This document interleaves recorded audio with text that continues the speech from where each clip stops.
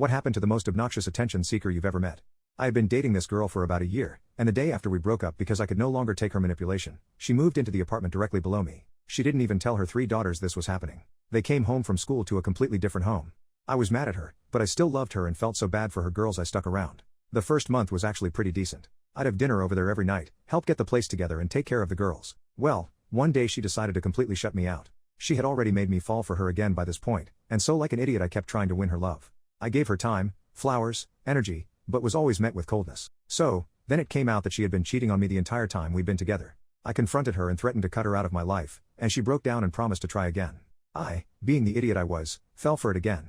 After more cheating, lying, gaslighting, turning friends against me, saying I hit her, bruising herself, threatening to get me fired, she one day randomly ghosted me. After a week of no word from her, I decided to finally do it. I texted her and told her that I was cutting complete contact for good. Well, she went nuts. Called me 100 times and sent pages of text threatening everything from unaliving herself to unaliving me. That whole day was beyond insane. I remember going to take my dog for a walk, but she saw me. She ran over to me to drunkenly show me her scratched up wrists, but I told her that's not on me. Go inside, and continued walking. She grabbed my arm and I pulled it away, and in response she yelled out, "Don't hit me." I speed walked away. An hour later I came back home, grabbed a beer and laid on my bed with my dog next to me. After finishing the beer I went to turn on the shower to give my dog a bath. But then I heard a bam. Sounded like it was coming from outside. I looked out the bedroom window and wouldn't you know, crazy girl.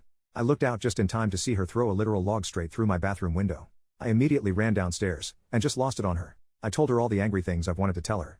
I told her to F off, to go inside and to never effing look at me again. I swear it looked like a scene from the white trashiest backwoods of Alabama. I then stormed back inside and started heading up the steps, but she followed me and just wailing, crying, apologizing. She even grabbed my leg while I'm trying to go up the stairs like a toddler hanging on for dear life. I got myself free and slammed my door. I then called the cops as I truly feared for her own safety. They came in and spent half an hour in her apartment before bringing her out in cuffs to take her to the hospital for a psych evaluation. I was so shaken I just climbed into my truck for another beer. Not 15 minutes later, my neighbor comes out to my truck. "Hey, have you seen crazy girl?" "What do you mean?" "The cops just took her to the hospital," I responded. "No.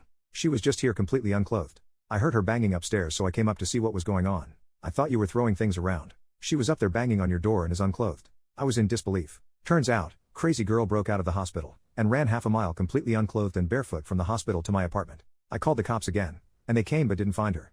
They called the hospital, and it turns out that after I didn't answer the door, crazy girl ran back to the hospital unclothed. I wish I was making this up. Well, the hospital let her out the next morning. It hadn't even been 12 hours, and she was still intoxicated. She did actually agree to leave me alone after, but about a month later I saw her on the news. She had taken her own life, and I still don't know if I should blame myself or not.